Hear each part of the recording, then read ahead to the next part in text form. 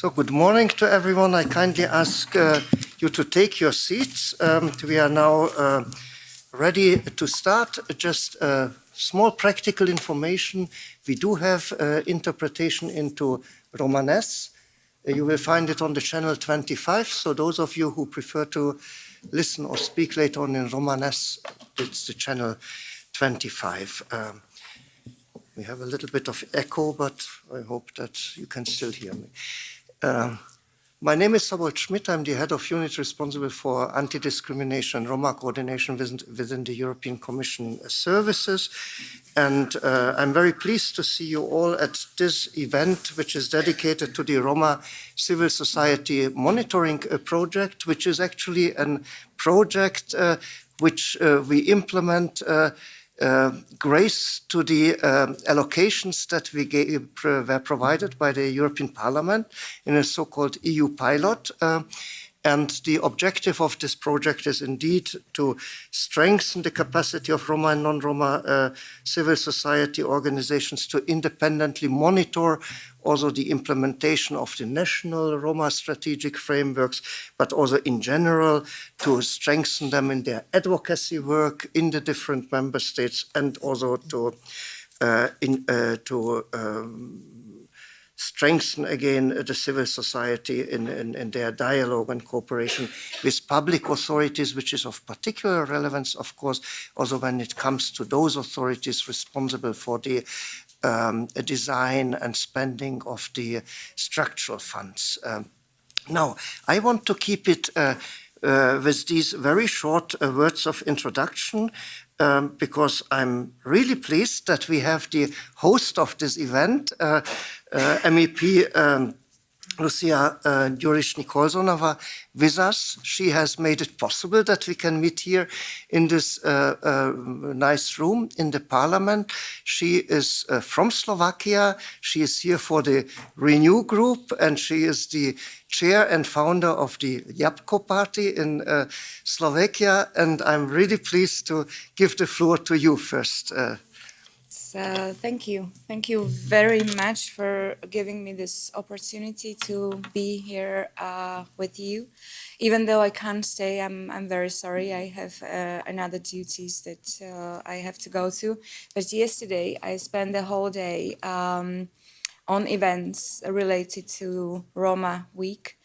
We had panel discussions where we were trying to introduce the light at the end of the tunnel through the best practices that are worth following. But I have to say, when we are talking about the topic of Roma, and especially Roma settlements, this topic is very, very close to my heart. And ever since I entered politics, even though everybody told me that you can't enter politics with this topic because it's toxic, like nobody wants to help Roma people. I'm talking from my experience in Slovakia. I'm not an expert on the issue in other countries, even though I have, of course, some experience and some information. But basically, this was quite suicidal for me to enter the politics with a reform that I devoted many years to actually start with this reform on socially excluded communities. And actually in Slovakia, we don't have any other socially excluded communities than the Roma communities. This is the very truth. And the situation there, I mean, way back, 13 years ago, was very bad in Roma settlements. And I really tried hard to implement the reform based on socio-economical measures that might make the situation in the Roma settlements better for the people there, especially for the kids there, I have to say.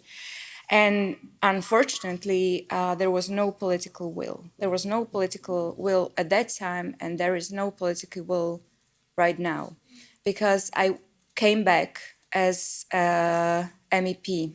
And I had the honor to chair a delegation of MEPs to Slovakia because I wanted to show them the reality. But basically what we found there was beyond our worst expectations. You know, I mean, in this very building, we like to talk about social Europe a lot, that we've been building social Europe where no one can be left behind. But this is so much not true. It's not true. And I wanted my colleague to see the reality, like how many European citizens actually are left behind just because of their ethnic background, just because they belong to a minority, that in so many countries it looks like it's cursed with no political will to work on progress. Those are people that, you know, many politicians would like to forget about. Or, you know, we have this Nazi party in Slovakia that is right now in the Slovak National Parliament, and they are getting stronger and stronger. And they want to buy an island and send all the Roma people to the island. And the sad thing is, the sad story behind this is that, you know, the journalist invited me to discuss with these Nazi politicians about the Roma issues, about Roma settlements, and I had to refuse, not because I don't have the courage, but because I cannot win. I cannot win because I would have to explain them all the measures in the reform for socially excluded communities very slowly, because these are, you know, quite difficult topics to understand. You know, how we want to start employing Roma people, where we need to start, that we need to start with decent housing for them, because you can only have decent life if you have decent conditions, and it starts with decent housing. Then you would have to explain about the education. You know, right now Slovakia is, the European Commission took Slovakia to the European Court for the huge segregation of Roma kids, because we keep sending them to the special schools where they don't belong, because they're not mentally retarded, they're socially deprived. And yes, they're Roma kids, and just because they're Roma kids, we keep sending them to the special schools where they cannot even finish elementary education. So I would have to explain all of this. And this Nazi guy would just say, you know, let's just buy an island and get rid of them, all of them. And people love shortcuts, you know, especially when listening to politicians who are populists. So basically, it's very difficult to fight with this kind of populism, and it's very difficult to win, to make people listen and to make people understand that the Roma people are at home here in Europe, in so many European countries. They were born there, and they are European citizens, and they are Slovak citizens, and we need to find a way to live together. So this is a huge topic, and as I said, when the delegation visited the Roma settlements in Slovakia, basically what we found was beyond our worst expectations, because we visited this, you know, Trebišov is it's a city, it's a town in the east of Slovakia, and it has this huge Roma settlement of 7,500 people. And these people live in inhuman conditions. I mean, they have only one source of drinking water. You know, when we came there, it was November, the beginning of November, heavy rain. Basically, those kids and those adults were drowning in excrements. I mean, literally. We had to have rubber boots in order to be able to walk there, because there is no road. There is no path walk or nothing like that. There were just excrements and tons of toxic waste surrounded the settlement. And there were these people, you know, standing in line waiting for the drinking water, because there's only one source. And when it gets really cold and it's frozen, then there is no water whatsoever, and they have to melt the snow. There is no gas, there's no electricity. People are addicted on Toluen, they're sniffing Toluen. Even kids, you know, I spoke to, I had visitors from Slovakia, Roma activists, and they also came from this Trebišov, and they told me that they made research how many people are addicted on Toluen. And they found out that it's a huge number, of course, but the youngest The youngest person who is addicted to Toluen is 6 years old. And the reality is that the parents are buying the Toluen for their kids so that they don't feel the hunger. And the worst thing was that, you know, I'm a former journalist and I used to make also documentary movies from Roma settlements, and I was used to this picture that when we came with camera, there were always this people sitting shouting at us like, you know, you should give us money and you should take care of us and blah, blah, blah. Then you entered the settlement a bit deeper and there were these kids, they surrounded you and, you know, they wanted to talk to, they wanted to touch you, they wanted candies, etc., etc. And now, after years, when I came back to this Trebišov, the people were like ghosts. They were not shouting anymore. The kids were not touching you. They were not asking for candies.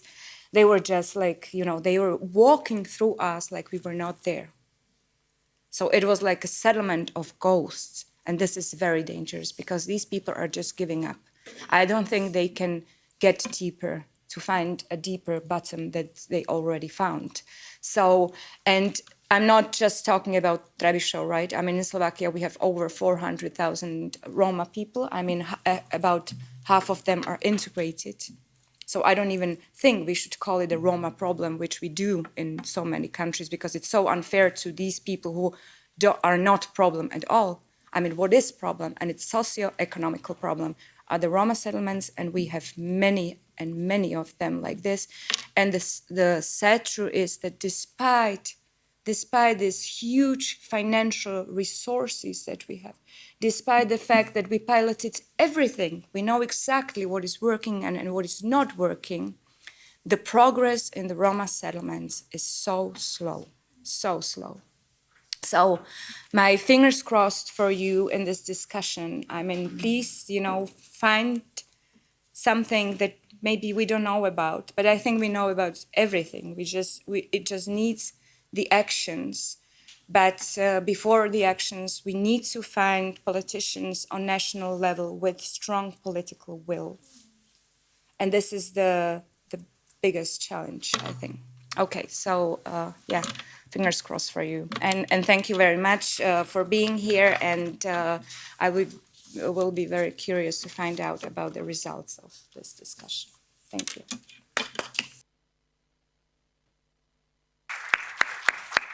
Thank you very much, Honorable Member, for these touching words. Thank you very much. And thank you also for all this great political work, the resolution last year, and also vis-à-vis our political leadership. It's just words on a piece of paper. And, you know, I mean, for me, this is not the goal. The Commissioner for Equality followed your steps. You know, she was also in Ketzerov's last year, and she also wanted to pass a message because she had exactly the same, not only observations, but feelings. It's simply shocking. We have to get together and we have to do something because absolutely. I mean, we have to create such a huge pressure. I mean, I think the measures should be binding, you know? I know it's difficult, but these are basic human rights. Absolutely. Thank you very much. Okay.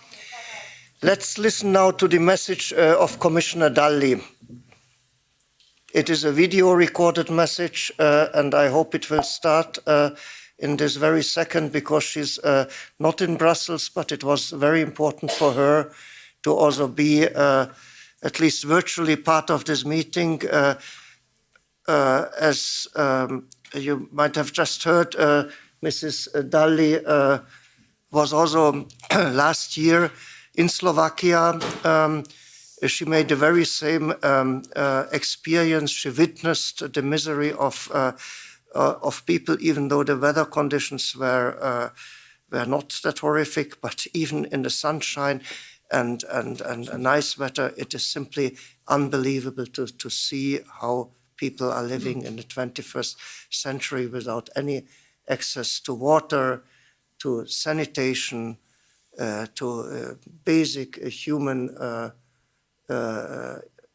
dignity, infrastructure, totally segregated. I see that there is a technical problem, and perhaps we then swap the order, because I'm also very pleased that we have with us the Director General for Justice, Consumer Protection and Equality, which is a very broad portfolio. But Mrs. Ana Gallejo is with us, and I would like then to invite Anna to address the audience. Thank you very much, Shables, and good morning to everyone. And first, I would like to recover from MEP's Nikolsonova's words, because it's been really moving and touching to hear her passion and her commitment to work on Roma inclusion and to simply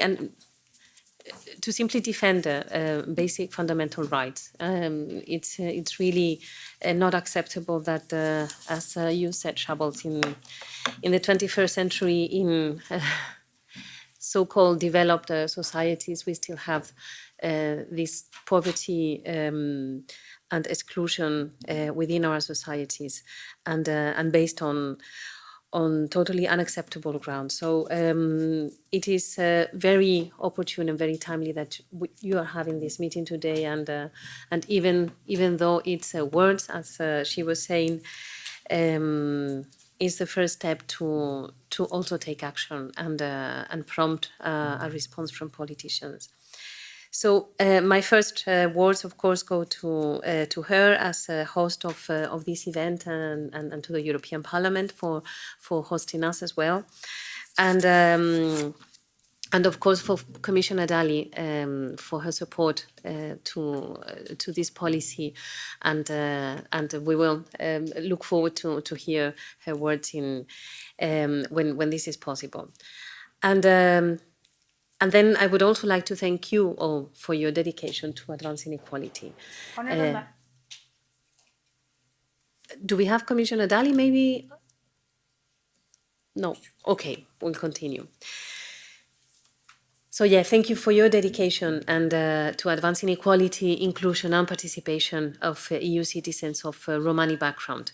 Really, thank you from the bottom of my heart, because this is a very necessary work and commitment, and we need people like you committed to this cause, to push for active policies and for taking action.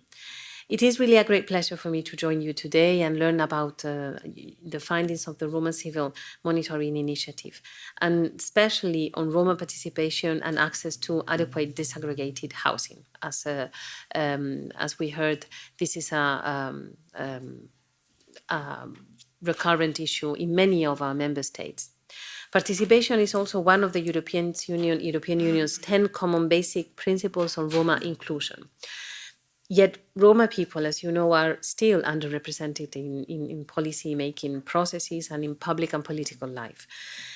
Too many Roma continue to face also severe housing deprivation, substandard living conditions, and segregation, and they have no access to essential services.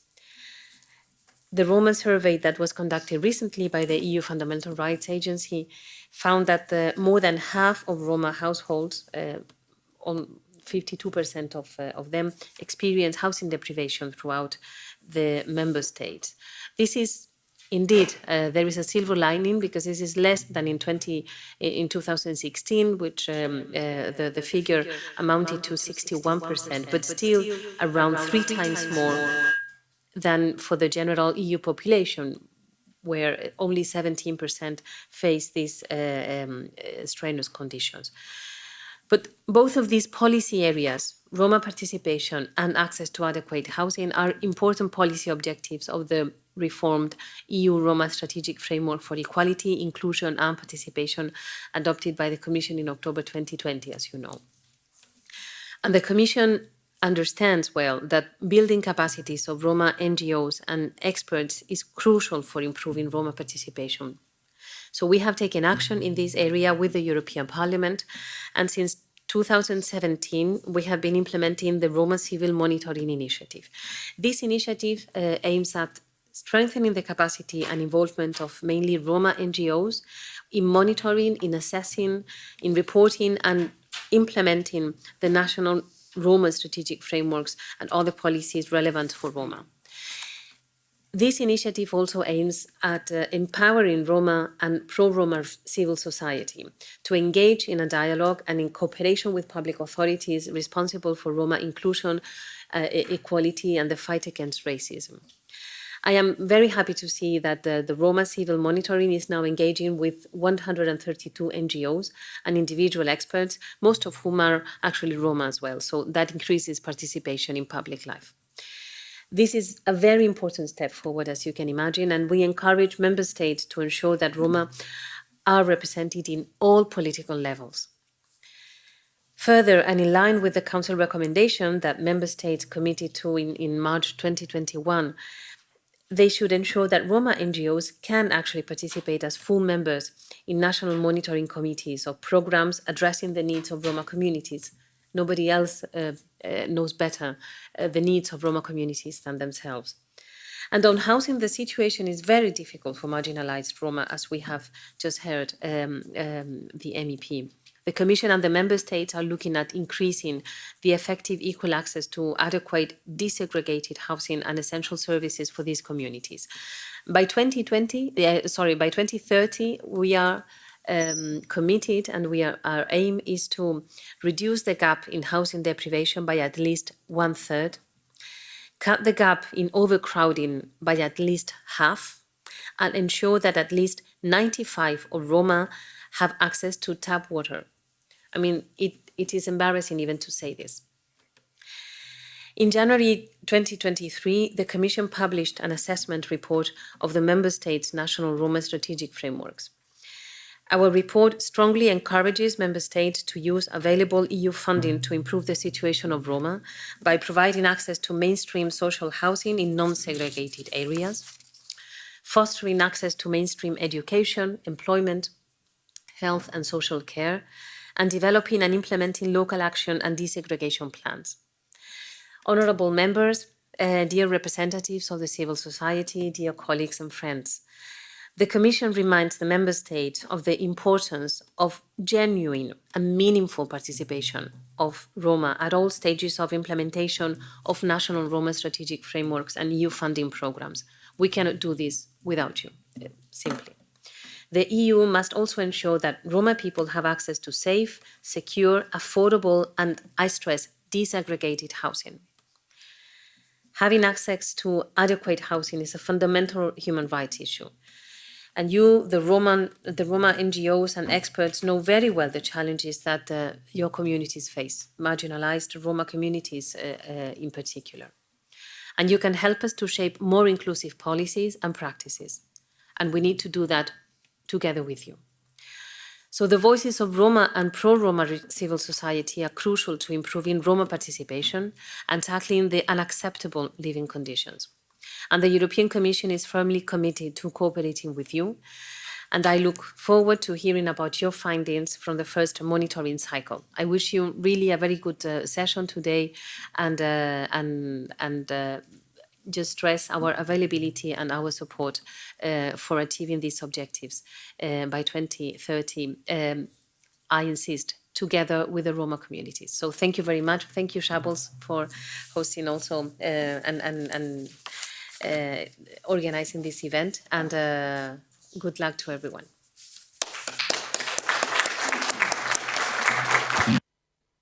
Thank you very much, Director General, for coming personally to pass these important messages. And I can reassure you we will have a very busy day. Altogether, there are 132 organizations all over in each and every member state of the European Union. Of course, here not everyone is physically present, but we will have discussions with those colleagues coming from the different member states, sharing their experiences, and we are in particular focusing on those two topics that you just mentioned, meaningful participation and the very specific issue of substandard housing. So thank you very much for having been with us. We will now listen to the message of Commissioner Dalli, who gives us a lot of political support, but thank you also very much for your support within the institution. Thank you. Let's try now the video. Members, dear colleagues, I thank Ms. Nicole Sonova for hosting this event and the Roma Civil Monitoring Initiative for organizing it. Respect for human dignity and equality are fundamental values of the European Union. But many EU citizens of Roma background face anti-Gypsyism, discrimination and exclusion. Many are living on the fringes of society, often in segregated settlements without adequate access to public services. I visited Roma communities in Slovakia and Romania. I saw how such conditions hamper any prospects for a dignified life. Overcoming this spiral of exclusion and deep poverty requires an integrated approach. Adequate funding, genuine participation of Roma people, and long-term public commitment and political will at national and local levels. Joint efforts between the EU, the Member States, regional and local authorities, civil society and Roma communities are crucial to achieve sustainable progress. Civil society is especially important in this process. We must reach out to and engage with Roma communities by creating the conditions for them to fully participate in political, social and economic life. The EU Roma strategic framework sets out a comprehensive approach until 2030. It focuses on fighting discrimination, anti-Gypsyism and the empowerment of Roma, and ensuring equal access to inclusive mainstream services and opportunities in education, employment, housing and health. Quantitative targets will allow us to measure progress in achieving the EU-level objectives in these areas. Under this new framework, the European Commission is determined to support the Roma Civil Monitoring Initiative. We want to build capacities of Roma NGOs in the EU member states to participate in monitoring the implementation of national Roma strategic frameworks. Member states have committed to implementing concrete measures to improve the situation of Roma in their countries, as set out in the Council recommendation on Roma equality, inclusion and participation. As of 2023, Member States will report on the implementation of their national frameworks every 2 years.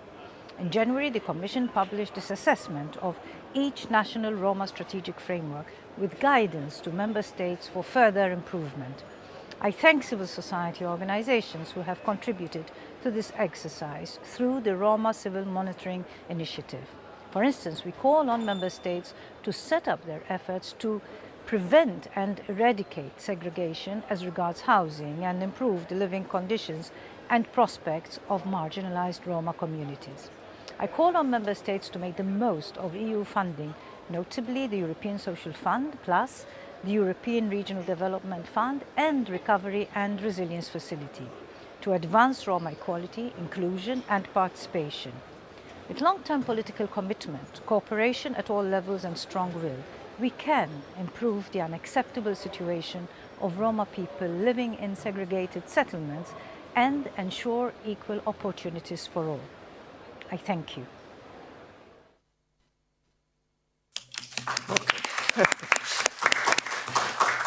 Thank you very much for all these opening words, and we will turn now straight to the work and start with the first panel.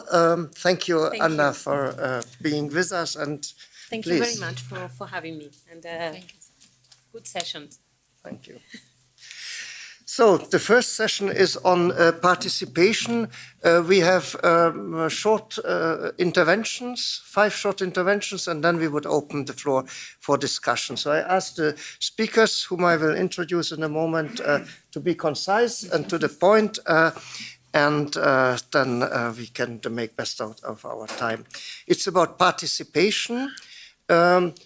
The first presentation will be from ERGO, the European Roma Grassroots Organization, who is one of the consortia partner of this civil society monitoring project. And I have here to my right Isabella Michalake, and she will in a few minutes present to us the main findings. Yes, thank you very much, Szabolcs. Good morning, everyone. And also just to greet and welcome particularly the Roma civil society organizations and coordinators of the national coalitions. And we are so happy to have you here in Brussels. I'm going to go straight to what I'm going to present here today, which are the main findings of our synthesis report when it comes to Roma participation, based on the national reports of the national coalitions of civil society organizations regarding the adoption of the national Roma strategic frameworks. The civil society actors participating in the RCM Roma Civil Monitoring initiative have reported generally a positive trend when it comes to the participation of Roma civil society in the development of the national Roma strategic frameworks, compared, for instance, with the previous national Roma integration strategies for the period 2011 and 2020. Countries with the largest Roma populations and most acute challenges, for instance, reported significant improvements. For example, in the Czech Republic and the Slovak Republic. In Greece, they reported some improvements.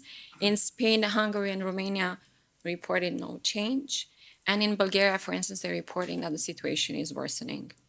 In countries with significant Roma populations, like in France and Germany, they reported also significant improvements. In Italy, some improvements, whilst in countries with mid-sized Roma populations, like Austria and Netherlands, they reported some improvements, and in Croatia and Poland, they reported that the situation is worsening. And for countries with smallest Roma populations like Cyprus and Lithuania, they did report some improvement, but for instance, in Slovenia, they reported no change. So as you can see, the situation is really fluctuating. In some member states, Roma civil society organizations were deeply involved in the development of the national strategic framework, and these are examples like the Czech Republic and Slovakia. In other countries, Roma civil society were able to substantively contribute to the content of the national strategic frameworks, and therefore their input was significantly taken into account, for instance, in Germany, in Greece, in France, and in Italy. However, in some cases, the CEO's participation was negatively affected due to some political instability, and in this case we have Bulgaria, or dependent on political affiliation with the government, the case of Hungary, and I see we have here NGOs coming from Hungary, or membership in pre-existing consultative structures like in Spain and in Poland. The main criticism has been regarding the fact that in many countries the governmental agencies responsible for the development of the strategic frameworks did not incorporate civil society's inputs, or in the case where they did, the participation was often selective. Only a few national strategic frameworks introduced new mechanisms of participation or improved the participation of the existing ones in the development of the specific policies with impact on Roma. And again, we have the positive examples of the Czech Republic, but then we also have the example of Greece, where several new structures for national Roma strategic frameworks were established when it comes to monitoring. And for instance, in France, and I have here the French representative, they reported that, for instance, we have the mentioning of particular categories like the gens du voyage. Even when consultative structures, including the the EU-funded national Roma platforms, are in place, they were reported that they need more improvements to allow for meaningful, as we heard today also, meaningful and effective participation. When it comes to some of the recommendation, just maybe one or two, it's really important going forward to strengthen the capacity of civil society organizations to really have a meaningful participation within the implementation, monitoring, and evaluation of the national strategic framework. And in this regard, it's important for ESIF funds, the ones that have been mentioned also by Commissioner Dalli, to be used to support the capacity building of Roma civil society when it comes to having specific expertise for specific policy fields, for example, in education, employment, healthcare, but also the fight against anti-Gypsyism and all the other cross-cutting topics. And one recommendation that we have already made to the European Commission is also that when it comes to national Roma platforms, it would be great to see that there will be, and hopefully that's the process going forward, within the next calls for national Roma platforms, there will be this conditionality for member states to have a strong partnership with Roma civil society organizations, but even within the calls to see that also NGOs are enabled and will be allowed to take a lead on organizing national Roma platforms. And I will stop here. These are really the main recommendations that we would like to see, and we will hear more from the national coalitions. Great, and thanks for being so concise. We will then go straight since France was mentioned as a positive example, let's start with Samir Mil from La Voix des Roms. Please, what is your secret? Thank you. Oh, there is no big secret.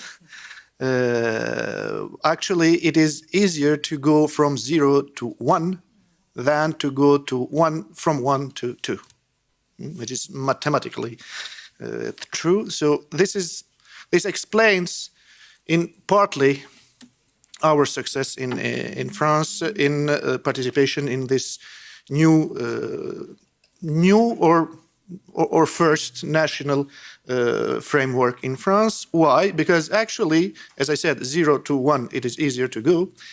Actually, during the previous period, the French strategy was like something existing but not existing, and when we thought it existed, actually we couldn't really identify precisely where it was. What was this? It intervened in 2011. A text was drafted by the government then, communicated to the European Commission, and then in 2012 a new government came after the elections, and this new government put in place a policy towards the shanties, the shanty towns, with inhabitants coming mostly from Romania and Bulgaria, so intra-EU immigrants. And the position of the government was in that time, well, we have this circular, this regulation about the evacuation of the shanty towns, and as concerns the gens du voyage, there is a policy which is there and which objective is the mainstreaming, the common law for everyone. So this is the French approach. I think many of you know about it. There is no specific targeting of ethnic groups. There is no ethnically oriented policy in France because of the French Constitution and especially of the interpretation of the French Constitution. The principle of equality forbids institutions to target ethnically parts of the population. The introductory speeches here stressed quite a lot on the social exclusion. And this is what we usually observe in European level speeches and policies, be that in the framework of the European Union or in other frameworks. Social exclusion is there to alert the eyes of the European institutions. And actually, the French authorities, and here maybe I come with a new thing, which is not a secret. In any case, we don't want it to be a secret. We want it to be known and understood from everyone. What we pushed forward as argument with the National Roma Contact Point was the fact that although the European framework and speech and vocabulary spoke about Roma, what is targeted there is not fundamentally different from what the French policies target as an object. Actually, those parts of the population which are targeted by the measures and recommendations are those who in the public imaginary are perceived as being gypsies. And I say the word gypsies because this is actually the key concept of which is the cause of the exclusion. And now the framework speak about the inclusion. This is what is left outside the society. So now we speak about participation as a second keyword. And we have to, instead of insisting too much on Roma and excluding totally the concept of the gypsy, we should understand what gypsy meant and still means in the minds of the people, in the minds of all the people, therefore also in the minds of the decision makers. And this is how anti-gypsyism was put at the center of this new strategic framework in France. It is the first chapter of the French framework. And then there are two different chapters, one for the gens du voyage, which are French citizens from Romani descent or not, because the gypsies as a category is an amalgam of some Romani people, the most excluded ones, and other people who are also socially excluded because they are perceived to be gypsies, not because they are Roma. So this was the key, actually, how the French authorities, not all of them and not yet as much as they should, but started to understand that there is something there, and the anti-gypsyism being at the heart of all those problems, it has to be also at the heart of the new policies to tackle them. Thank you. Thank you very much, Saimir. And I think it's really very interesting that on the one hand, with the progress, what you started with, one has to be careful to see where the process started. But I think especially what you mentioned at the towards the end of your intervention with the strong focus on anti-gypsyism, I think this is really a huge step into the right direction. Let's now go perhaps on the other side of the table. I have here Lindsay Kavanagh from Pavey Point. We hear from Ireland that you are still struggling to get a new strategy. Can you perhaps in a nutshell share with the audience your main experience? Yes. Just myself and Lindsay will present it together. Okay.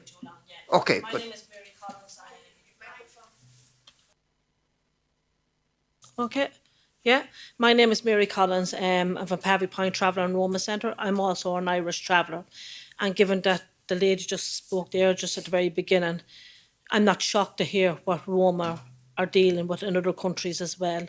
And I really do think that government departments has more of a responsibility when it comes to travellers in Roma, and that's our own experience at home as well. And I would ask the question, why is this allowed to still happen to travellers in Roma? We are the groups that face the most discrimination and racism in Irish society, and yet in other countries alone.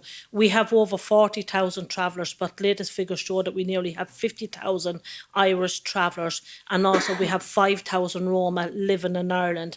And we know from the experience that we have and our life experience what we actually face within Irish society. We have a very good infrastructure within Ireland.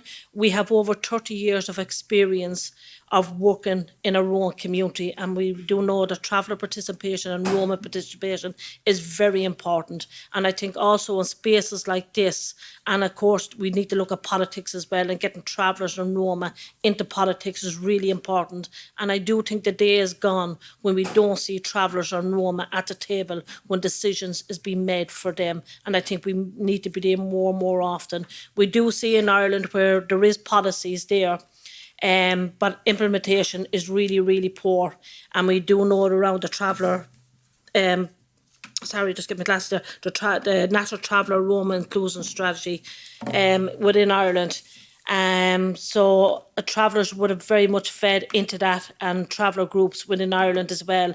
But also we had a very good day out there in November where we had the National Traveller Health Action Plan launched for travellers, and all the traveller projects and travellers are now working in that to improve the quality of life for travellers. We do know that travellers die much younger. We know the unemployment rates are 80%. We know the youth discrimination, the access to services as well.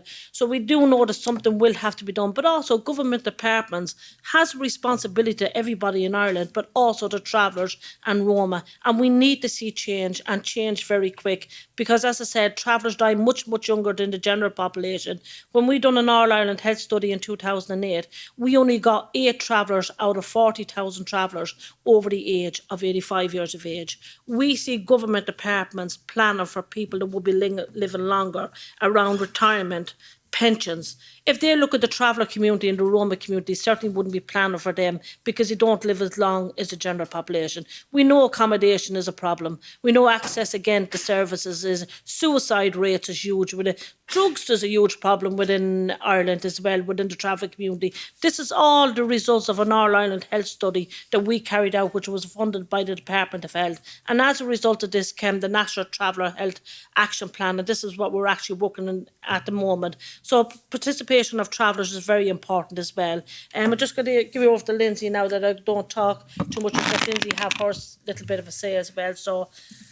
Yeah, and I suppose in terms of Ireland, as you just alluded to, Ireland is the only member state, in my understanding, that doesn't have a current strategic framework. And as Mary Bridget said, in terms of participation, we need to look at both the state's capacity building, and not just the capacity building in terms of traveller and Roma organisations, and really to look at the state's effective, I suppose, approach to ensuring implementation of those strategies and of those policies. In terms of Ireland, most recently, Ireland has indicated that it will commence its consultation process for the successor strategy, and hoping to do that rapidly in the next few months. Traveller and Roma organisations are very much willing to be part of this process and supporting the drive, but it ultimately has to be balanced in terms of the state's responsibility to oversee and support the development and implementation of the strategy. As Mary Bridget said, in terms of implementation, it has been slow in many cases. There have been, I suppose, some improvements, but significant change is required. In terms of, I suppose, the recommendations, and I know it's been spoken about quite a bit, in terms of political will, it's required, it's needed, it's urgently needed, and that there's a need for strong leadership at both national and local levels. And then obviously, as others have alluded to, strong resourcing is required to make sure that there's investment both into the Travel and Roma civil society organisations, and equally in terms of across all of the policy areas. I won't take too long, but I just wanted to say, in terms of today, it's important that the conversation that we're having is also, within the context of where the framework is going more broadly overall in Europe, and the need for travellers and Roma to not fall off the agenda post 2030. And states need to be held to account in terms of just delivering on the Union's prioritisation of travellers and Roma. And the framework, in particular in Ireland, to date has been helpful in creating the conditions for targeted initiatives. But there's a broader need for the mainstreaming of traveller and Roma equality inclusion within that policy frame, and that includes, as Isabella was saying, in terms of access to the social funds. So I'll leave it there for now.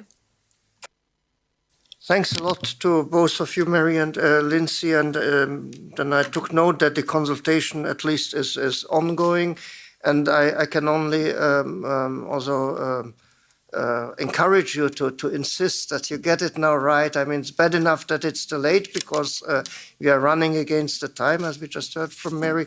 But I hope that then also the recommendation that has been adopted at European level is scrupulously also taken into account when setting up this strategy. And I hope that it is done quickly in place. Let's turn now to the other side of the table again, and Yorgos from Greece is with us. In the listing, Greece was not on the top. What is your take from the whole participation angle?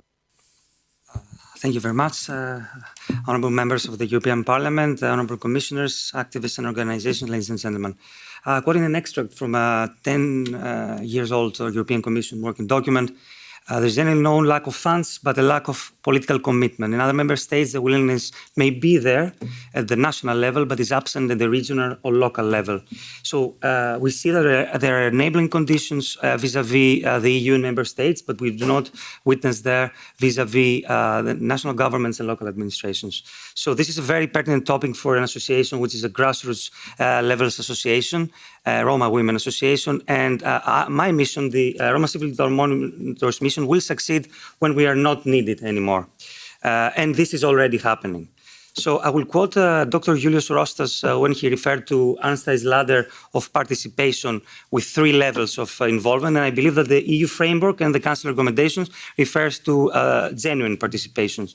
So he said that one has to make it clear that Roma participation is not only a matter of having Roma among the participants. It is a larger problem encompassing issues such as who participates, how, the degree, the intensity, and the type. And now I will quote 2 Roma respondents from our Roma Civil Monitor report. It's very pertinent on that point. So one said that there are hundreds of organizations, but a few were invited. And the other respondent also confirmed that and said, as a top process in the planning, I consider to be a positive model of consultation in 2003 with 500 organizations, 500 people, 150 organizations. At the end of 2003, we had data sheets for implementations, but it never materialized. So this is lessons that have to be learned. So in the strategy, from a procedural point of view, the strategy was adequate, open and transparent. We had several stages and also in public debate. Unfortunately, we had received 75 comments and many Roma CSOs commented, but I have to say that not on substance, but rather than on the struggle of representation and on being on the table. As to the question of the level of involvement, this also varied. And also their concerns from the CSOs, the Roma CSOs themselves. To quote a respondent, he said, our associations cannot afford to have facilities and staff, except for a few.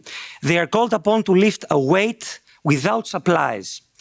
And then we have to look at the model of participation. So as the strategy is formulated, it seems that participation, that's why we see success, is a necessary condition, a conditio sine qua non for its success. Participation is a separate pillar, and also the NRSP has assembled bodies for participation. So it's a multi-stakeholder approach, and the Roma CSOs are a pivotal part of it. So the model depends on the willingness and the collaborative and transparent process. So as Fra mentioned in an opinion, he said, in particular, local authorities need to create the conditions conducive for facilitating meaningful participation of Roma in local inclusion efforts. That means targets, outputs, and outcomes, and also the capacity to be able to be involved in that process. That's why one respondent said, participation is negligible. There is no will from Roma themselves or the desire to partake in the consultations, but also on behalf of the institution. And how would this change? He added, by convincing the mayors or the prefectures that there should be consultations and discussions on Roma-related issues, and for Roma to have a say to discuss and plan together, and not for them and without them. And finally, on the sustainability of the sustainable participation. It is important to understand that we shouldn't have democratic deficit on representation, because it's important to give voice to those chronically excluded, to include everyone, to amplify Roma voices that we were not heard before. And it's positive to know that the Roma Women Association was on the table as an equal, although a grassroots level association, vis-à-vis the table of consultation. Because it's important to understand the intersectionality of all dimensions, because Roma are not defined from only being Roma. They are Roma women, they are children, they may be lesbian, gay, workers, Italian, Europeans, unemployed, single mothers. This is a way to ensure sustainability, participation by voicing the real and diverse needs, as well as tackling anti-Gypsies and intersexual discrimination. We thrive in diversity and prosper in togetherness in our open and democratic Europe, and this is the key to sustainable and fruitful participation. Thank you. Thank you, Jorgos. And I think it was very clear that the main problem is also how to go to the local level. And I think also this fact that you mentioned that there are hundreds of organizations, but only few are invited, has very much to do with that situation, that the local level is not actively taking part of this process. In this round of presentations, I have from Poland, from the Javdik Foundation, Elżbieta Mijaka-Wójtowicz. Elżbieta, if you could also very briefly share your thoughts. Yeah, thank you. I will try. We are the example of worsening the situation. Although our program was drafted on time, the program is planned for almost 10 years, 2021, 2030. It was drafted by the Ministry of the Interior and Administration, and consultation were held, but mostly with state actors. And Roma participation consisted only of a few consultations within the framework of Joint Commission of Government and National and Ethnic Minorities, in which we have two representatives. And there were some informal discussion with a few leaders of the Roma civil society. We have within the Joint Commission Roma team consisted of like more than 20 persons, but last meeting of this committee was in 2016. So that's how it looks. So the role of the Roma community and the organization is considered to be the final beneficiary and implementer of the project. So there is a lack of proper and sustained communication between Roma society and the ministry where the Roma contact point is located. We could say that there is a dispute over who should initiate and carry this communication. It's still not clear. About because we wrote during the first cycle of Roma Civil Monitoring, we wrote 3 reports. We sent it to the ministry, and they read it because we found in the content of the program few mention, but actually they didn't get anything from the reports. It just mentioned that the pre-reports were drafted. Our latest report, 2022, was sent to the ministry. So far, we don't have any feedback. About the participation, how it's addressed in the new program. So in the current governmental program, participation of Roma in the social, economic, and political life of society is seen as dependent on the level of education. In Poland, there is no large Roma community, but there is the community is very active. And with this situation, we have, from the beginning of the war, we as a Roma activists and leaders, we very quickly mobilized because we had to mobilized ourselves to support war refugees, Roma refugees from Ukraine, and so we are able to, but ministry they are not, I think, interested in that.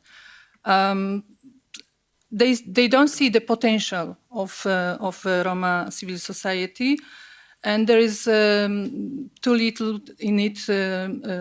Also in the program to empower activists.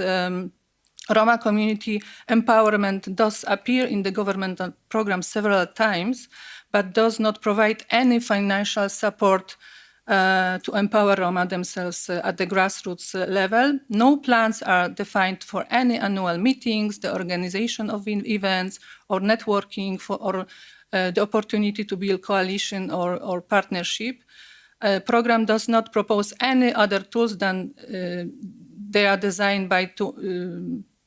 There is no tools to to empower Roma communities at the local level as well. No funds are allocated to the capacity building of Roma organization in the current program. And the last thing, Roma organizations have no support and encouragement to come up with more relevant and innovative projects that go beyond the usual pattern, such as conferences, research, publishing, advocacy training run by Roma NGO, and fighting anti-Gypsies and discrimination. I said it last year that the phrase anti-Gypsies is not even mentioned in the whole program, which is very, very bad.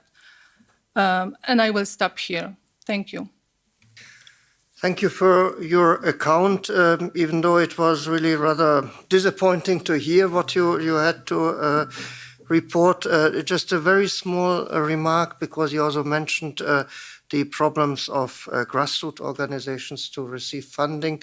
I think we had yesterday a very interesting discussion on funding, and there are these cascading funds and the new models also from the EU level, which goes directly to local NGOs. So I can only also advise you to stay in contact with ERGO, which is a strategic framework partner with the European Commission, to learn more about that.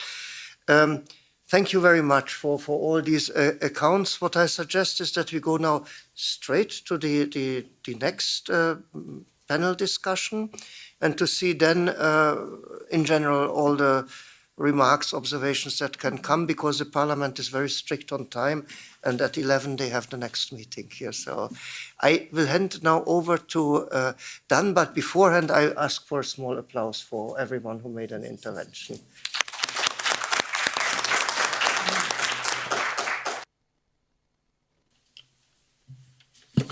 Thank you so much. Hello, everyone. I will go straight to give the floor to our colleague here, Roland Felkovic, on behalf of the consortium of the CEU University.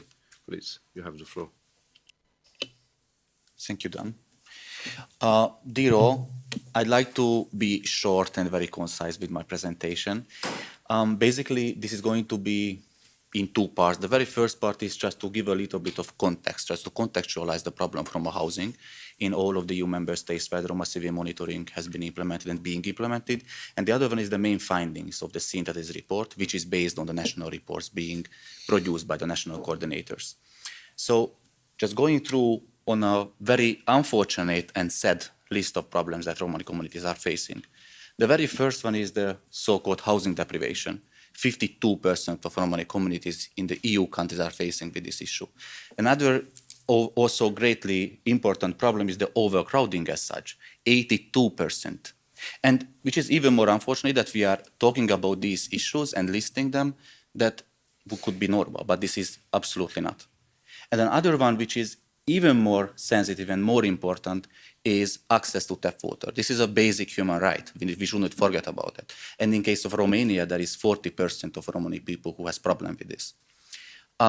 Going further, we cannot simply omit or not to think about discrimination and such. And when I'm talking about discrimination, I'm not only talking in terms of accessing to social housing, but also in terms of the so-called market-based accommodations. Thinking about the simple fact that there is a Roma community, there is a Roma person who has all the conditions fulfilled to get a flat, but they cannot simply because of their ethnicity. Going further on this list, it could be even much longer, but I do not want to take the time, and I also would like to give the floor to the national coordinators to talk about good practices and good ideas how to challenge these kind of problems. So let me turn to the main findings of the RCM synthesis report. So we were basically trying to scrutinize what were the so-called most critical or significant problems that the civil society members participating in the RCM identified as the most frequently omitted or insufficiently addressed by the national Roma strategical frameworks. This analysis has been done also for the rest of the policy areas and also anti-Gypsyism, child protection, but let me get back to the topic of housing. So the most frequently omitted or insufficiently addressed problems in terms of Roma housing are the following: residential segregation and informal settlements, forced eviction, lack of security of tenure, overcrowding, housing-related indebtedness, and forced evictions. So these are the most biggest problems that are not even being addressed by the national strategical frameworks, and which is even more problematic that not only one or two countries are falling into these categories, but many of them. All in all, so many of the problems that Romani communities are facing with in terms of housing are not or are basically ignored by the national Roma strategical frameworks, and automatically in this sense the ownership and responsibility arise. So when it comes to ownership and responsibility, we found that the success or failure of inclusion policies frequently remains with the Roma themselves. In other words, the so-called the shift towards the understanding of the responsibility of mainstream society in a very few national Roma strategical frameworks could be observed. All in all, we shouldn't forget about that eliminating residential segregation in urban ghettos or in rural areas is an essential precondition for Roma inclusion. And another thing is, considering the gravity of this problem, only a very few countries address this so-called properly or try to address it properly, such as the Czech Republic and France. And the most affected countries, including my own country, Hungary, Bulgaria, Slovakia, Romania, they opt for mapping residential segregation. Let me just close this intervention. I would like to claim that residential segregation and the increasing of the quality of living conditions of Roma communities should be basic principles, better to say realities, and not for a long delayed potentiality. Thank you for your attention. We thank you very much for this brief, very concise intervention, Roland. This synthetic report, no doubt, will serve for updating our services that are working in these areas of access to adequate housing. In the same time, these reports will also feature in our next communication assessment report, this time on the implementation of the national Roma strategies. Our communication adopted in January includes a very strong message in the section guidance to member states on the importance of addressing the issue of segregation in both housing and education. And it urges member states to make a full use of the European Social Fund Plus and of the European Regional Development Funding to address this issue and to engage proactively in desegregation. I give now the floor to our next speaker as a national coordinator, and here we speak about cases that hopefully will give us a strong indication that some things can move positively. And the first speaker is from Czechia, Katarina Kubičtová from Romodrom. Please, you have 5 minutes. Thank you. And good morning, everybody, and thank you for being here on behalf of Romodrom. I was asked here to present our praxis, like good praxis. And first of all, I need to start with the reasons of housing segregation in the Czech Republic.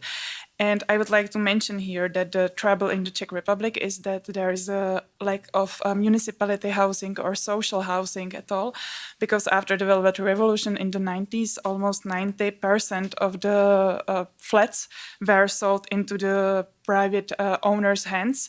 So the municipalities simply don't have a greater capacity to help people who are in need. On the other level, also the local political decisions are a big issue, mainly those, for example, some municipalities and towns are really segregative in their local decisions, and it rises to the greater picture of Roma and Gypsies community in the Czech Republic. Also, we face those troubles as the lack of finances, debts, and overdebtedness of the Roma communities, and so on. But what we do in the Romodrom, I may say that in the housing field we have some great results, and we specialized on cooperation with private owners, because this is the only way how we can really secure the housing for the Roma clients we do cooperate with. We have like 3 types of programs. What we do is something which we call standard housing, and it's quite a high threshold. We do work with the families or the households, and we have some kind of preparation phase where we learn them the skills and the abilities how they can live. We work on their motivations, on their financial situations, together with the labor offices and other things. And then we negotiate with the private owners who are willing to have them in their properties. But it's really like difficult this way. The other approach we have is Housing First project, which is really great because first we move the family or the household and we then solve all the other problems they have. And what enables us to do this is something that is called Guarantee Fund, which is just a group of money that we can use if something goes wrong. And on the third level, we do cooperate with municipalities, with those who are aware of these troubles and they are willing to cooperate with us as an NGO. We do cooperate there with the labor offices, with the social departments, and we do a lot of case management and a multifactorial approach. Just to finish up, I would like to share some results. Like 85% of our clients are able to keep the housing for a long term, meaning more than 1 year, and around 30% of our clients are able to leave social benefit system after some years of cooperation with us. And also, whenever we open the new program or a new service in any region, there is a really big hunger of the Roma communities to enter the programs and to be interested in the help and support we give them. So it is still a big issue and we still have a lot of work to do. And just one more remark, I would like to say that we usually run like 2 years projects, but we think it's not enough. We need more time to really like settle the household in the new housing because it has many related things like neighbor situation and so on. So we would really like be very happy for longer programs like 3 years and more. So thank you very much. And that's all from me.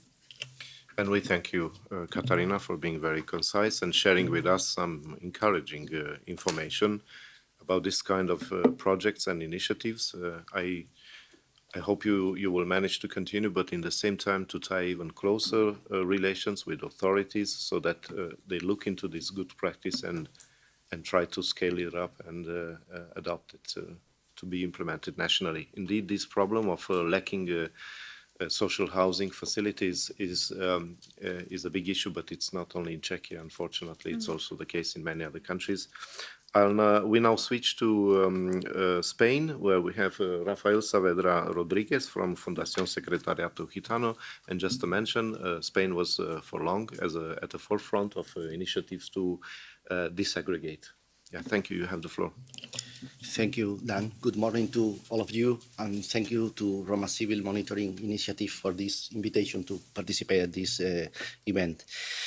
I would like to take in consideration that in Spain, as you say before, maybe the context is different than the rest of Europe in another EU countries. Why? Because as a general note, the number of families living in Islam settlements in Spain is residual.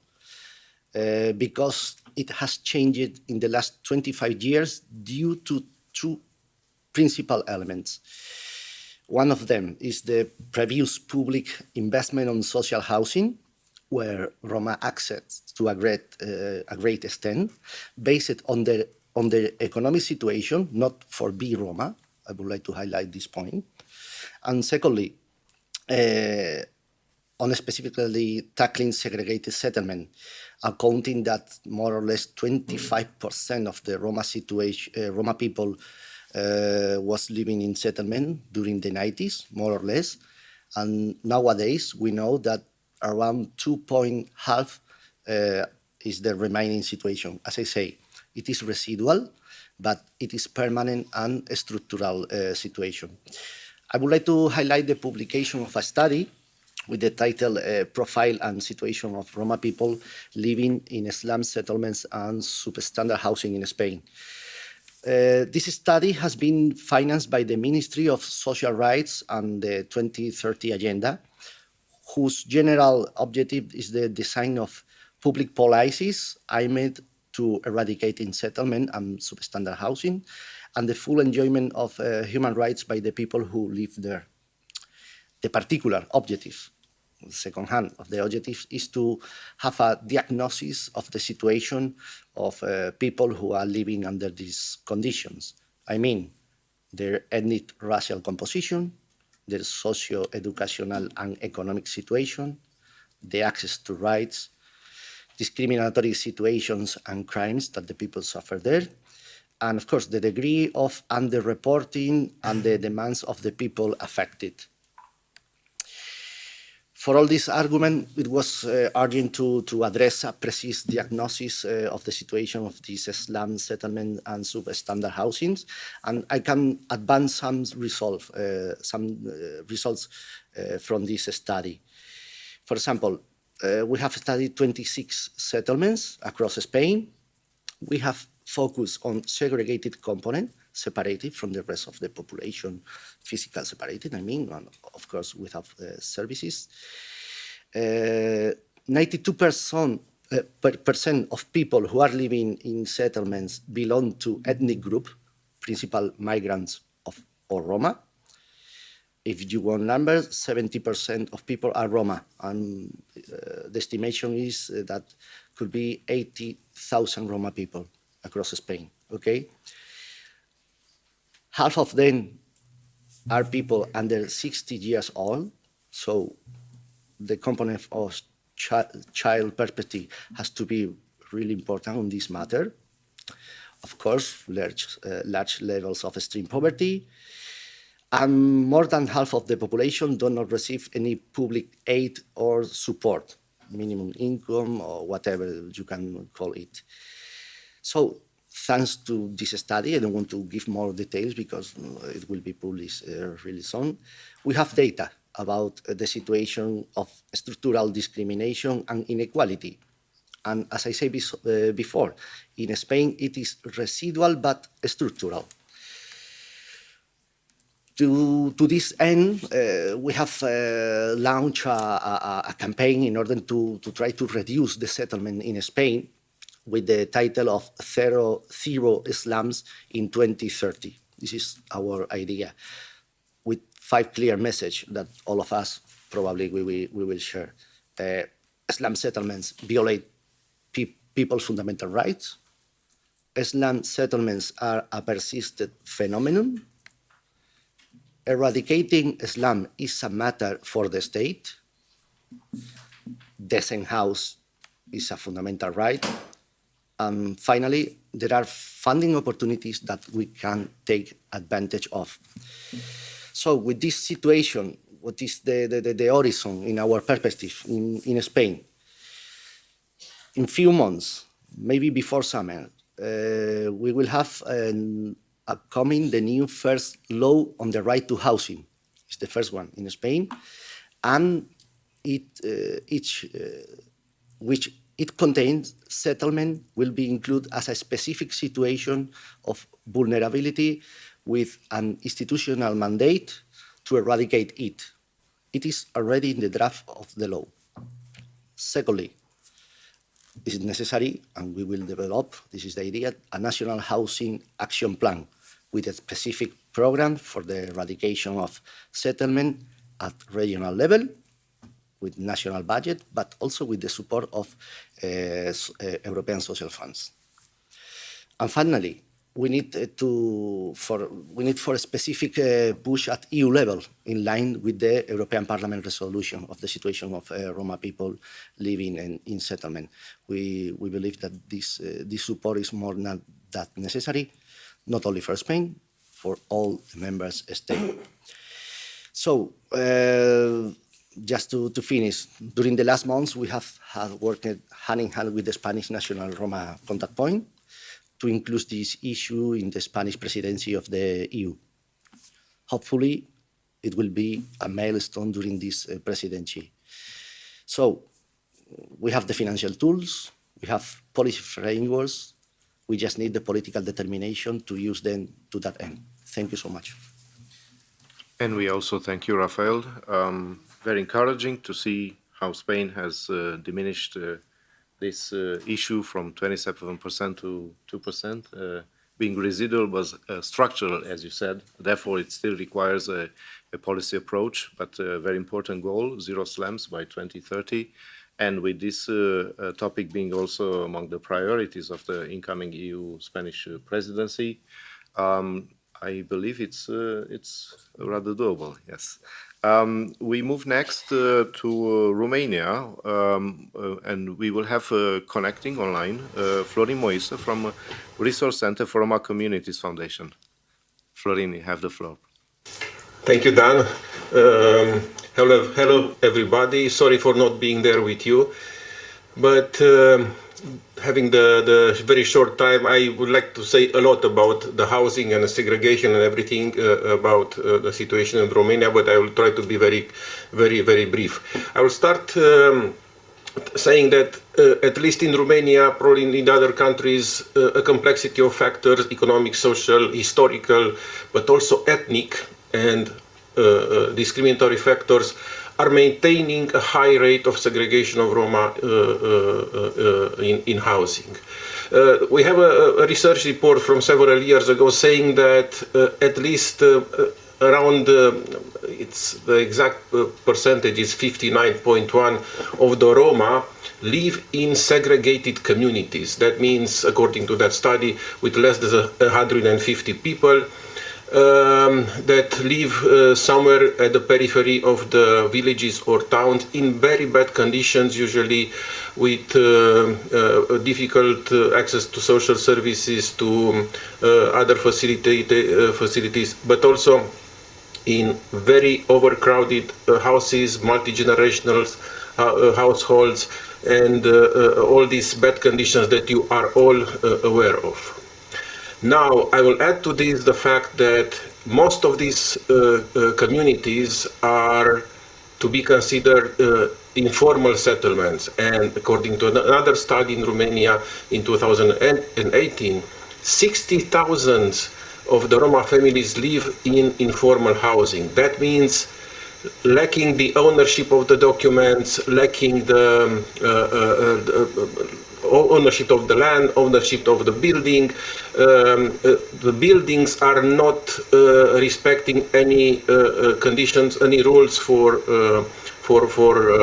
building safe and everything else.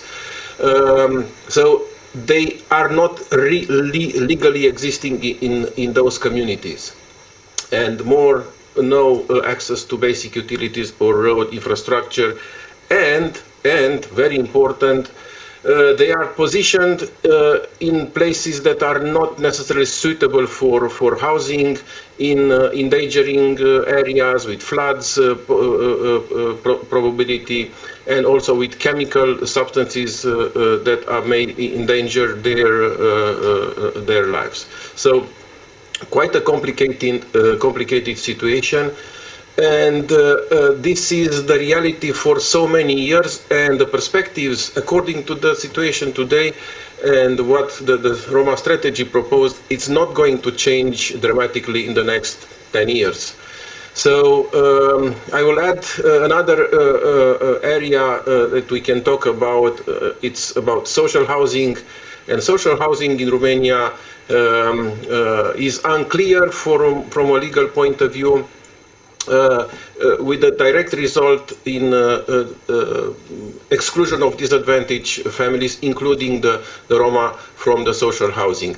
What is a social house in Romania? It's a dwelling that is subsidized or granted to person who basically don't have the economic situation or the income to own or to rent a house.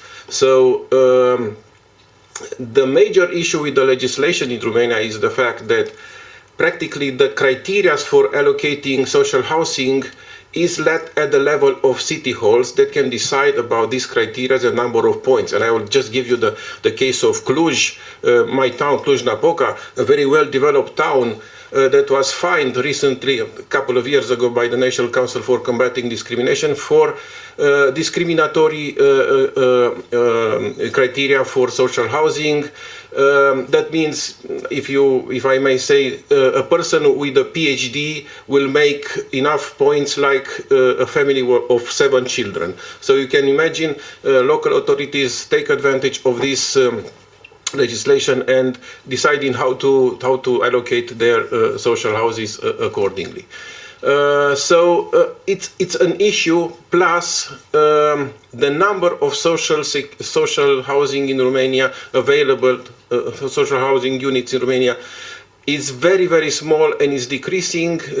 Practically, local authorities do not invest their money in adding more social housing units for their locality, and they don't have any strategy whatsoever how to deal with the issue of social housing.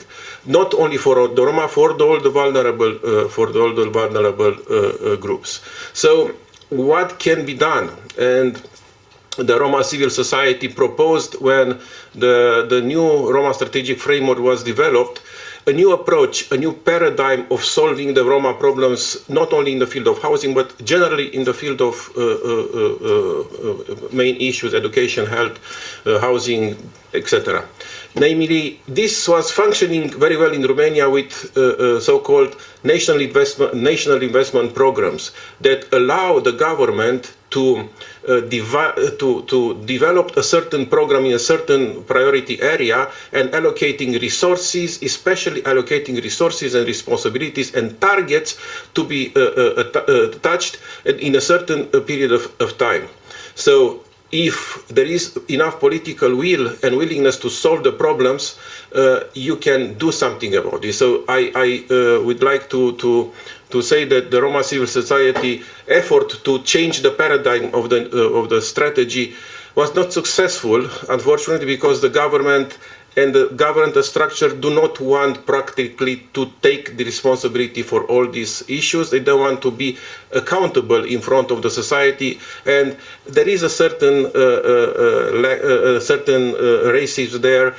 What do we want to build houses or to do things for Roma? We have others that need to be approached. So quite complex situation. I'm looking at the clock and is ticking very quickly. I will stop here, and if there are going to be questions, I will be happy to answer to them. Thank you. And we thank you, Florin, for your intervention and for sharing with us these details about the situation in Romania. It's very worrying that legal criteria are indeed discriminating against Roma in their attempt to benefit of social housing. This important dimension of combating anti-Gypsyism and discrimination in the area of access to housing was also identified in our assessment, and there are concrete requests that are made to member states to embed this dimension into all the policy action with regard to housing. Next speaker is from Italy, connecting again online, and we have Marco Zane from Association 21 Julio. Marco. Hello. Yes. Hi. I'm Ali Acton. Actually, unfortunately, Marco could not be present today, so he sent me instead. But we have conducted a comparison between good practices and failed initiatives in the housing sector. In Italy, the right to housing of Roma communities in conditions of socioeconomic marginalization remains a central and complex element that both the civil society and European institutions have reserved particular attention to. The condition of marginalized housing of the inhabitants of these settlements and peripheral areas exacerbates discrimination with consequences and effects in the rights to study, the access to health, the access to work, and the local services. And even though the Roma communities living in these settlements and in these conditions of housing deprivation constitute a minority compared to the overall presence on the Italian territory, they still represent the reality of residential segregation directly correlated with the access to work, education, health, and social services. The access of living, as stated in the National Strategy of 2021-2030, is therefore considered a fundamental junction in the process of overcoming social unease and harmonious integration into society for the contrast and fight against extreme poverty. And according to the successful definition coined in 2000 by the European Roma Rights Center, Italy has been defined as the country of camps because it's one of the most engaged in the planning and management of ethnic ghettos reserved for citizens who identify as Rome or Sinti. Our country, unfortunately, does not have the tools to know the exact number of Roma and Sinti people residing in the area. So instead, it's possible to obtain, thanks to our work of monitoring, the people who live in the 120 areas that are both indoor and outdoor and are historically recognized and organized by institutions on an ethnic basis by monitoring the inhabitants of families identifying as Roma or Sinti. There are outdoor settlements recognized as nomad camps or rest areas that are almost always built outside of the urban fabric and often have insufficient primary services. They consist of containers, caravans, or shacks and are presently known in 73 of our municipalities here in Italy and 14 regions, with about 12,101 people living in these outdoor camps. There are also indoor reception centers reserved exclusively for people identifying as Roma and are inhabited by a total of 337 people. And finally, there are monoethnic residential areas, which are neighborhoods located in the peripheral areas with a strong monoethnic character. And sometimes there are real residential buildings that are built specifically to be reserved for people identifying as Roma or Sinti. And they exist in 6 municipalities and 4 regions with 1,100 people inhabiting these areas. And so from our experience in analyzing recent studies, we found that in order to overcome these monoethnic settlements, it's not necessary to implement special approaches or implement a project on a specific ethnic basis. Rather, ordinary social policy interventions are fundamental, and as long as they are appropriately calibrated in the context which aims to develop the individualized and structure inclusive paths on the needs of the families. So in recent years, we found some successful experiences in implementing these interventions. So for example, there are experiences practiced by different political actors here in Italy who have based their intervention on 3 axes. And the first axis was the preparatory actions for overcoming the camps, which consisted in photographing the climate and, of course, doing it on a mutual trust plan in order to develop a path of inclusion. Finally, developing the strategic plan of the intervention based on a shared approach and locating funds. The second axis was the actions to implement the settlement, overcoming the camps, which consisted of taking charge of all the families, negotiating and sharing the intervention program, organizing a communication campaign. And finally, the third axis was based on actions that ensure the sustainability of the intervention over time by monitoring the outcomes of the intervention and supporting the autonomy of families. So overall, we found that these experiences have proved to be successful in both the medium and long term and have allowed the identification of guidelines for overcoming the monoethnic settlements that we at the Association 21 July, Luglio, is currently disseminating in various municipal contexts and supporting the local authorities in the implementation of inclusive policies. So I close my presentation here, and I thank you for the opportunity. And we thank you for sharing with us these details about the situation in Italy, and also making the point that indeed, while pilots and initiatives are tackling the problem, the ultimate goal is that this kind of issues, and social inclusion is addressed by regular policies and not only through projects. We go next for the closing, because we are approaching the closing, but maybe if there are one or two quick questions, I would allow that so that we can keep the time. So if there is a question, I don't see a question. May I? That's a remark. So let's take Katerina first, and then Roland. I would like to apologize. I just forgot to mention like a good example of implementation of these strategies in the Czech Republic, which is like a new map, a CQRS map, which really divides the whole geography of the Czech Republic into the traffic lights, where we can move or we cannot move the people according to social exclusion. And this is really important. I forgot to mention it, so sorry for this. And I would like to mention it now. So in the new calls, we have this condition that we need to move the people from the social excluded locality to like standard addresses. Thank you very much. Thank you, Katarina, for this clarification. Roland, please, you have the floor. Thank you, Dan. Just a remark from my side. Apart from the national reports that we are producing, in this year we are also planning to produce specific reports on housing of Roma communities. This is one of the topics, and I thought that it is important to mention since we are in this session, and these reports, when they are coming out, going to be published, and I think it will be worth to further analyze and further better understand the problems and also the potential solutions, how the issue can be tackled. Thank you. Thank you, Roland, for this important information.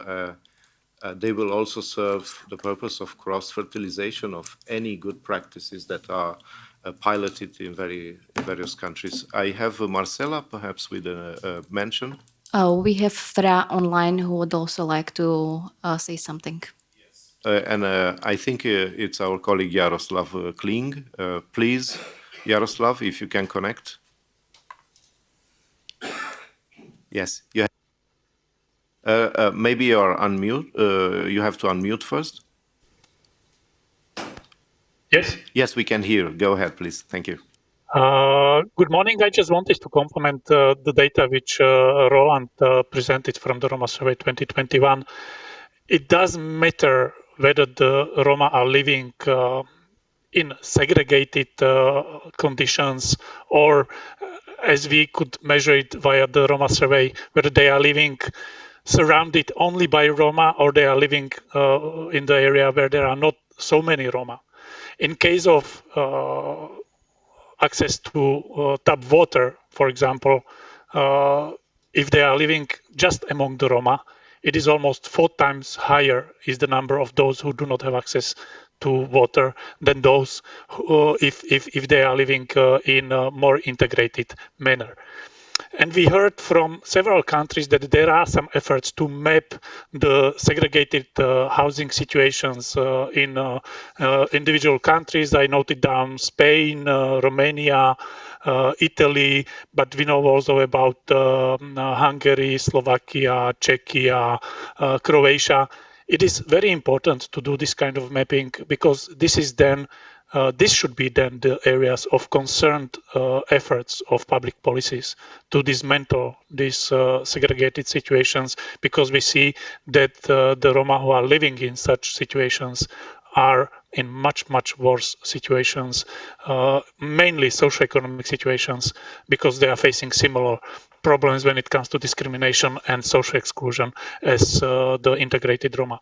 But those segregated living situations should be addressed by public policies primarily. Thank you. And we thank you very much, Jaroslav. The work of FRA is very important. Next year, there will be the next Roma survey, very important in continuing the tradition to provide member states and the European Commission with important data and baselines to be able to monitor progress and achieving the objectives in the EU framework. Szabolcs, you want to say something? So thank you very much for all these discussions. I think we had heard a lot about the challenges in relation to the participation of Roma and pro-Roma organizations in the design and implementation of the different strategies and programs. This civil society monitoring project that has been set up with the help of the funds provided by the European Parliament, I think has indeed provided a very valuable contribution to this big process that has been initiated at EU level to have this EU framework with the different national strategies. We all learned that even though there are improvements, we are going in a direction with it, right? But there are a lot of shortcomings when it comes to participation, also when it comes very concretely to the highly severe problem of substandard housing. We have heard a few good practices. One of the good practices came from Spain, the other one from Czechia. And I think this is for me a very comfortable handover, because I have now here with us in the room Tomáš Zdechovský, who is MEP from Czechia for the EPP, very active also on these questions of Roma inclusion, and he's here to give the closing words. Before handing over the floor, I would also like to stress once more that the upcoming Spanish presidency of the EU has indeed also very ambitious plans, as we heard it also from Rafael, to focus on the eradication of illegal, or I wouldn't even use the word illegal, informal settlements.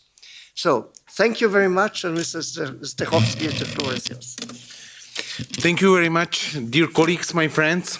I'm very happy to be here with you and to see so many new faces here in European Parliament that are acting in Roma issues.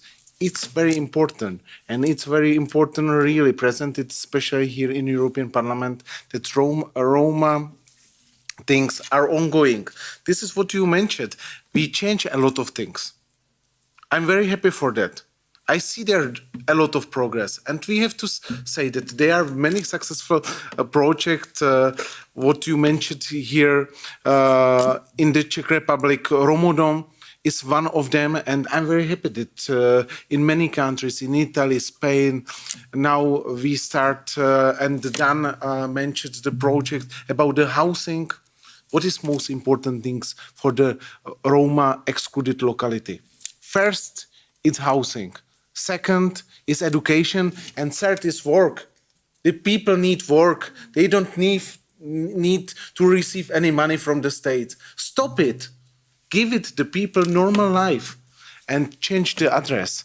They don't want to live in some of villages that are outside of the society. Sorry for that. We are in 21st century, and we need to give it the people any hope, to bring it that they will live normal life, what they can see in the TV or in the internet or somewhere other. And I think this is one thing what we are calling for the action. You mentioned here the HERO project. I'm very happy because I was here for 5 years and I was asking for a long time to bring it some project for the housing, but not give it money to state to establish some company and through this company make any housing. Sorry for that. So doesn't function any foundation of this project. No, give it to Roma people, Loensis, to build with their hand because they are amazing good. They are excellent workers, and give it the options to make some house. It's can be house from the wood or from something other, but normal house what will really establish good control, good atmosphere, good spirit, normal life with all the things. And I know that this project, when we started, it was a huge discussion with Commission. I know that there is still problem in Romania and Bulgaria to find some NGOs that will cooperate with us. But I hope that if we will talk next year here in this conference about the progress will be really done. And I feel the spirit of the project. That spirit is good. People are asking to participate, and we need now enough money for these projects to change the situation in Roma communities.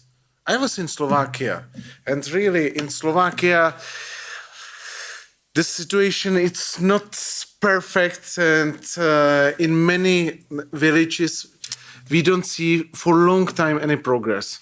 But this project can give us the hope.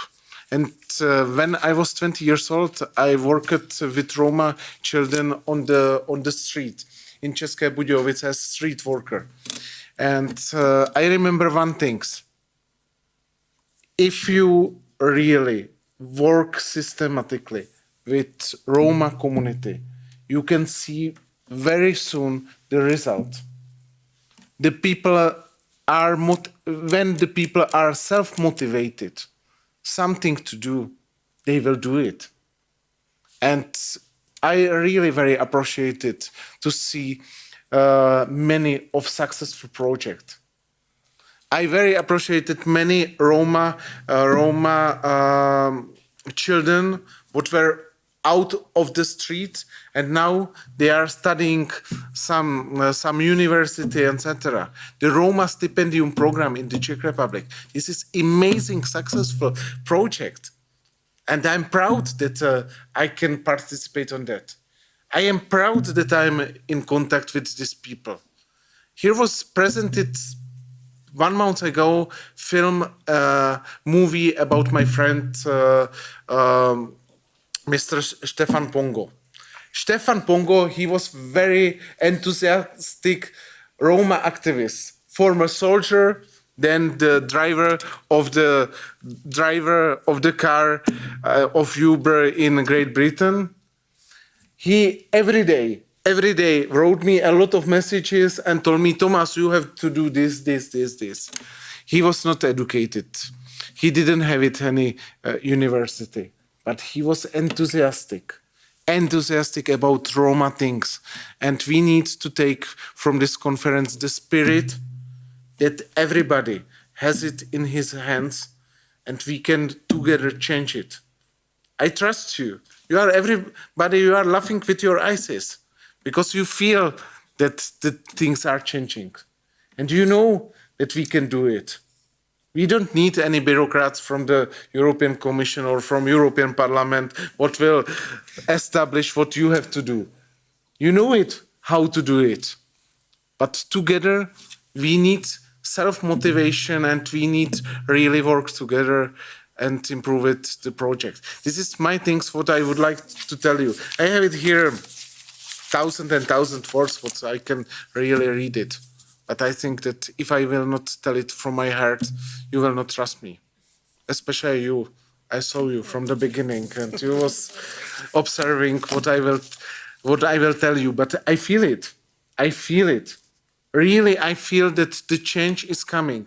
And I am very happy that more and more MEP trust to the victory, trust to the Roma community. They are participate on all the events and the situation in media change rapidly. Also, I hope so that next year, when we will be before the election, it will be much more stronger, the message. And we have to say to everyone, in Europe, it's more than 15 million of Roma people. This is a huge community. And we need to motivate, especially young generation of Roma people. Please think about your next representation in the European Parliament. It's direct voted institution and send it here to people who will be enthusiastic about changing for you. Thank you very much and I wish you all best.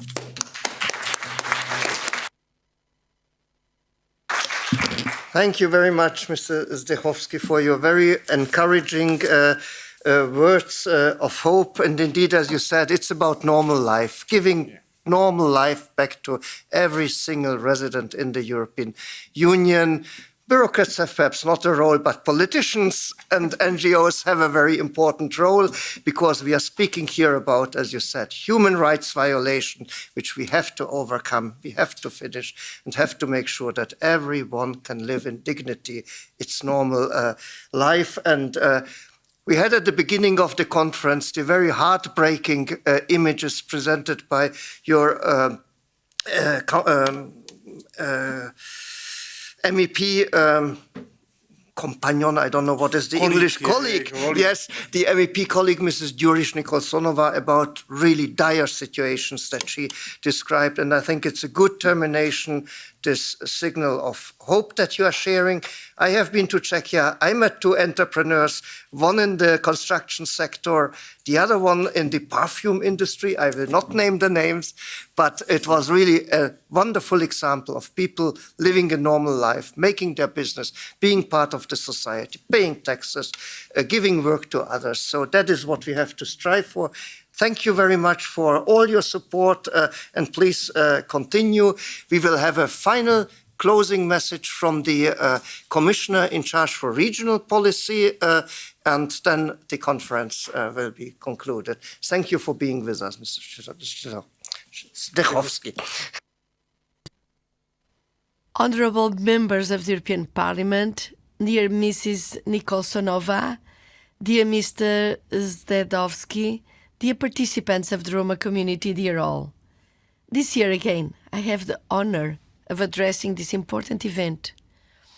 And this year again, I reaffirm the European Commission's commitment to stand against all forms of discrimination and to facilitate the necessary investments to promote social inclusion, cohesion, with your help, of course.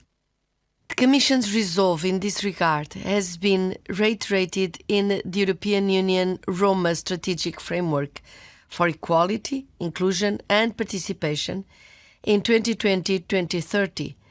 This commitment is steady, as shown in the assessment of the comprehensive national Roma strategic frameworks, as well as in the European Union Anti-Racism Action Plan for 2020-2025. I'd like to highlight, in particular, the support of European cohesion policy, for which I am responsible, for the national and regional investments in these objectives. I took a particular interest to make sure that the situation of minorities, notably the Roma, was properly addressed in the cohesion programs. And in fact, the new programs for 2021-27, which were approved last year, are allocating 19.4 billion euros to support inclusion of all kinds. This is accompanied by specific obligations in all the relevant programs to ensure that measures that are supported follow the principles of desegregation and non-discrimination.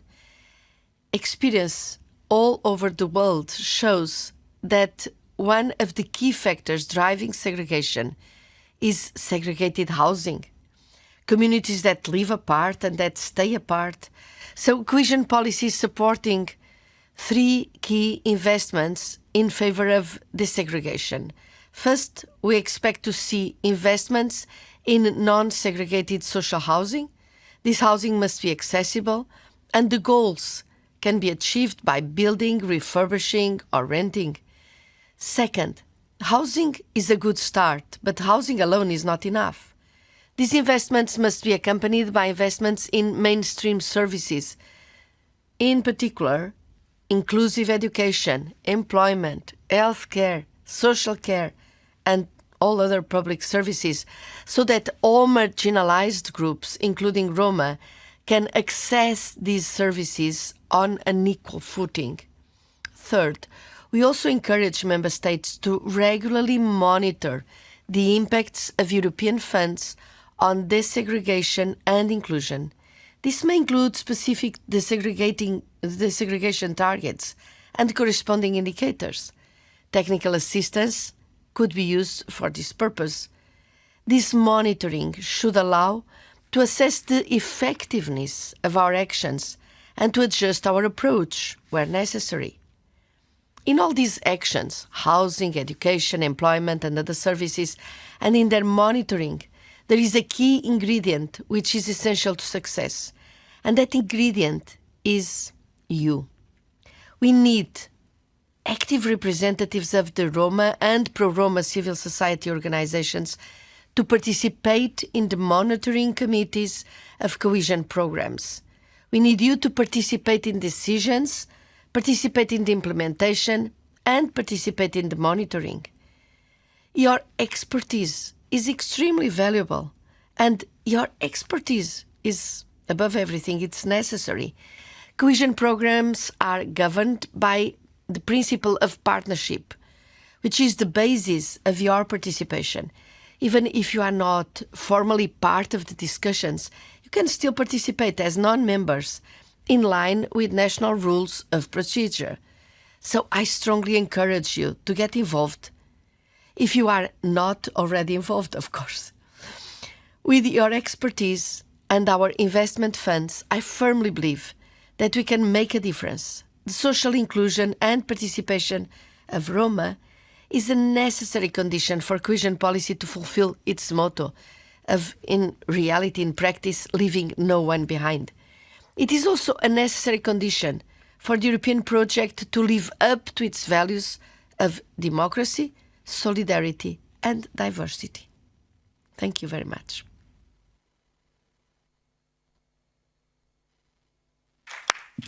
The conference is closed. Nice to Menge, Devlessa.